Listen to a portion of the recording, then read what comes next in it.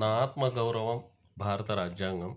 భారత రాజ్యాంగం ఆర్టికల్ 28 విద్యా సంస్థలలో మత బోధన లేదా ప్రార్థనకు హాజరు కావడంపై స్వేచ్ఛ. ఆర్టికల్ 28 క్లాజ్ 1 ప్రభుత్వ నిధులతో పూర్తిగా నిర్వహించబడే ఏ విద్యా సంస్థలలోనూ మతపరమైన బోధన అందించరాదు.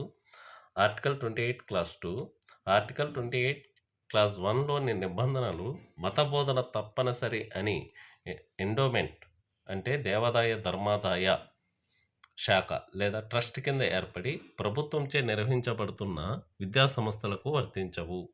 అంటే దేవాదాయ ధర్మాదాయ శాఖ లేదా ట్రస్ట్ కింద ఏర్పడి ప్రభుత్వంచే నిర్వహించబడుతున్న విద్యా సంస్థలలో మత బోధన చేయవచ్చు.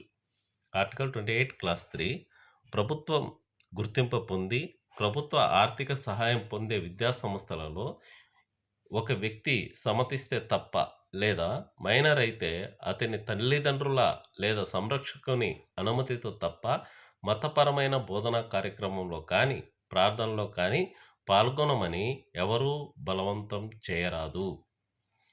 జై భీమ్, జై భారత్, జై సంవిధాన్.